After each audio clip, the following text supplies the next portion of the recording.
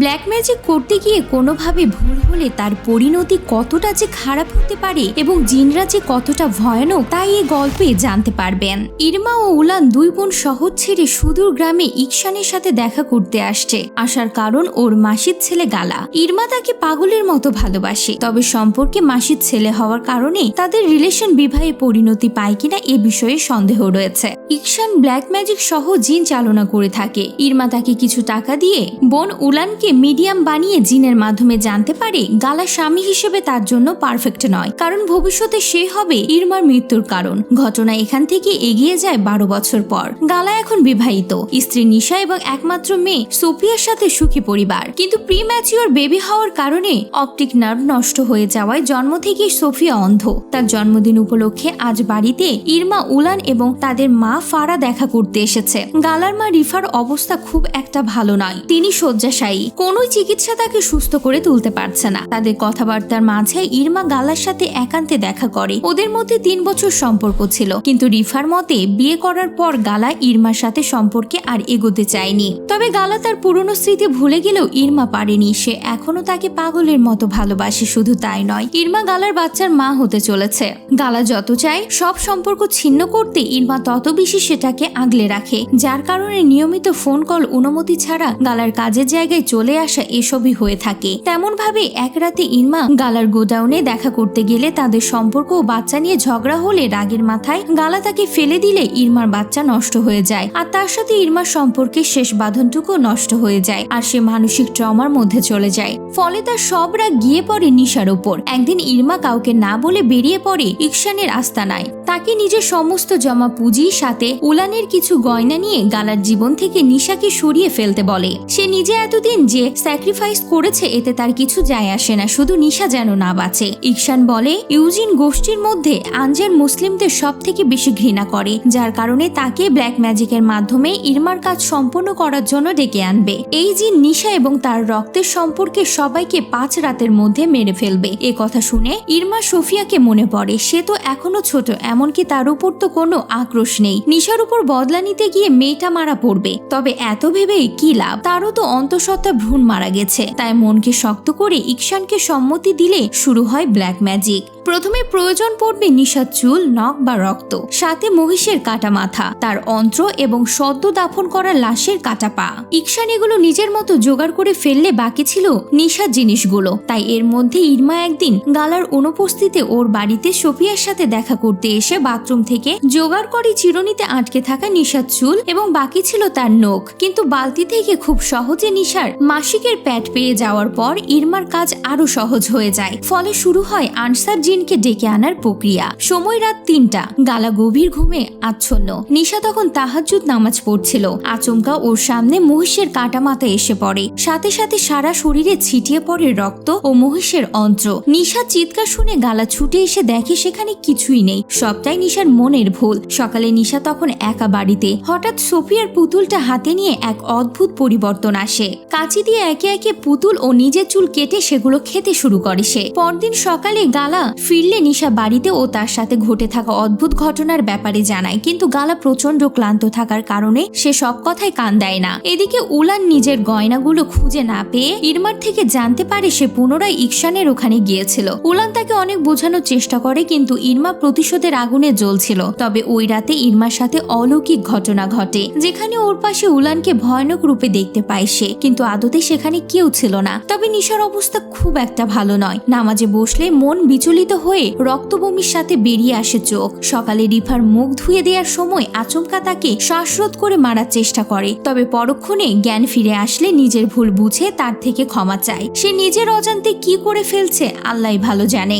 অবশেষে নিজেকে সামলে রিফার জন্য গরম জল আনতে গেলে রহস্যজনকভাবে শয্যাশায়ী রিফা নিজেই উঠে রান্নাঘরে ফুটন্ত স্যুপ নিজের গায়ে ঢেলে মারা যায়। চোখের সামনে তার মৃত্যু দেখা ছাড়া নিশার কাছে কোনো উপায় ছিল না। এদিকে বাড়িতে পাড়ার ও মসজিদের সবাই ভিড় জমিয়েছে। প্রতিবেশীরা রিফার মৃত্যু ঘিরে শুরু করেছে গল্প পাতা। কেউ বলছে দিনের পর দিন শয্যাশায়ী থাকার কারণে হয়তো নিশা তাকে মেরে ফেলেছে, আবার কারোর মতে রিফার উপর কেউ ব্ল্যাক ম্যাজিক করেছে। তবে ঘটলো আরেক ঘটনা। জানা যায় ঠিক আগে নিশা পজেসড হয় আর রিফার দেহে ঝুলতে শুরু করে ভয়ানক আঁচড়। তাকে দেখে কারো বুঝতে অবকাশ থাকে না জিনের কবলে রয়েছে নিশা। হুজুর কোনো রকমের শান্ত করলেও বোঝা যায় নিশার আরো খারাপ সময় আসতে চলেছে, তাই গালাকে সতর্ক থাকতে বলে। গালা রাতে তখন দাফনের কাজ শেষ করে বিশ্রাম নিচ্ছিল। তখন সে এক অদ্ভুত আওয়াজ শুনে গালার ঘুম ভেঙে বেসমেন্টে আসতেই চমকে ওঠে। সে দেখে নিশাকে ঘিরে বসে রয়েছে একাধিক জিন। এই ভয়াবহ দৃশ্য দেখে গালা জ্ঞান হারিয়ে ফেলে। পরবর্তীতে দেখে নিশা জায়গায় এখন সে কাফন পরে শুয়ে রয়েছে এবং তাকে ঘিরে বসে আছে জিনদের দল। তখনই সোফিয়ার ডাকে দুঃস্বপ্ন কাটলো। তবে এই ঘটনার পর গালার নিশার কথায় বিশ্বাস হয় যে এ বাড়িতে সত্যি কিছু হয়েছে। ফলে হুজুরের থেকে পরামর্শ নিলে তিনি গালাকে 180টি তাবিজ পরা জল দিয়ে নামাজের ঠিক আগে নিশার কপালে লাগাতে বলেন। এদিকে নিশাকে রিফার আত্মা পোজেস্ট করলে গালা কোনো মতে সামলে কপালে সে জল বুলিয়ে দিলে নিশা ভয়ানক চিৎকার করে নিজের উপর কন্ট্রোল হারিয়ে ফেলে। তবে ঘটনা শুধুমাত্র গালার বাড়ি অব্দি সীমিত থাকলো না। ফারা অদ্ভুতভাবে এই চীনের কবলে চলে আসে। সেদিন বাড়িতে একা থাকলে আচমকা সে নিজের উপর নিয়ন্ত্রণ হারিয়ে ভাঙ্গা কাছের টুকরো খেয়ে তার মর্মান্তিক মৃত্যু হয়। এদিকে বাড়ি ফিরে মায়ের এই ভয়ানক মৃত্যু দেখে ইরমার বুঝতে অবকাশ থাকে না মায়ের ও রিফার মৃত্যুর জন্য সে নিজেই দায়ী। তাই বোনকে গালাগালি ও তার বাচ্চা নষ্ট হওয়া থেকে শুরু করে রাগের বশে ইকশানের কাছে গিয়ে তার ব্ল্যাক ম্যাজিক করার ব্যাপারে জানায়। কিন্তু এখন প্রশ্ন যে ইকশান তো বলেছিল জিন নিশার রক্ত সম্পর্কের সবাইকে শেষ করবে, তাহলে মা এবং রিফা কেন মারা গেল? তখন বিকেলে মসজিদ থেকে আজান শোনা যাচ্ছিল। হঠাৎ নিশা চিৎকার করে বারান্দার টেবিলে উঠে গলায় দড়ি দিয়ে ঝুলে পড়ে। কিন্তু সঠিক সময়ে গালা এসে তাকে বাঁচিয়ে নিলেও এই ঘটনায় যথেষ্ট প্রভাব পড়ে তার উপরে।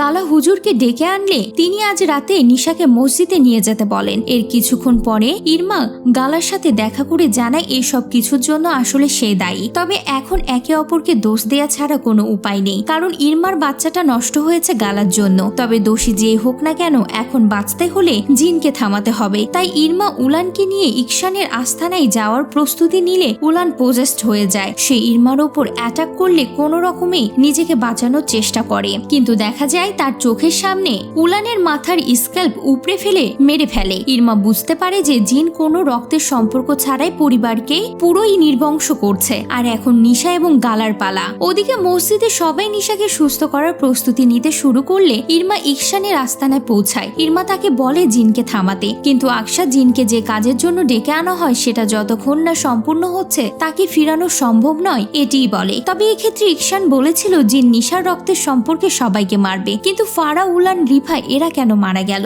ততক্ষণে হুজুর জিন দাঁড়ানোর প্রক্রিয়া শুরু করলে নিশা আউট অফ কন্ট্রোল হয়ে পড়ে। জিন প্রতি মুহূর্তে নিজের ক্ষমতা প্রয়োগের মাধ্যমে কষ্ট দিতে শুরু করলে নিশার সাথে আচমকা ইরমা পোজেস্ট হয়ে যায়, যার ফলস্বরূপ ইরমার শরীরের হাড় ভেঙে মর্মান্তিক মৃত্যু হয়। নিশার ভিতরে থাকা জিন এতক্ষণে সম্পূর্ণ ক্ষমতায় এসে গালাকে গলা টিপে মারার চেষ্টা করলে হুজুর নিশার মাথায় মেরে অজ্ঞান করে দেয়। কিন্তু আচমকা সবাইকে চমকে সোফিয়া পোজেস্ট অবস্থায় মসজিদে উপস্থিত হয়। আর এই ঘটনার সাথে রিভিল হয় আসল রহস্য।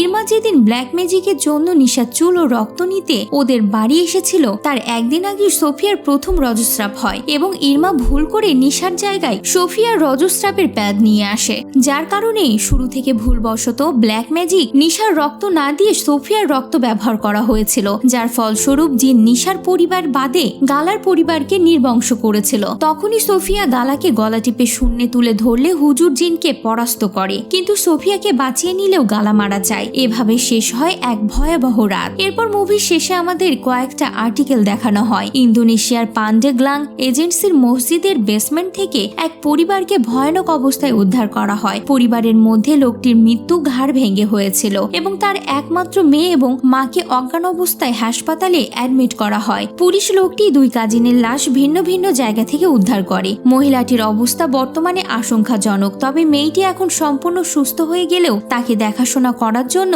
পরিবারের কেউ বেঁচে নেই।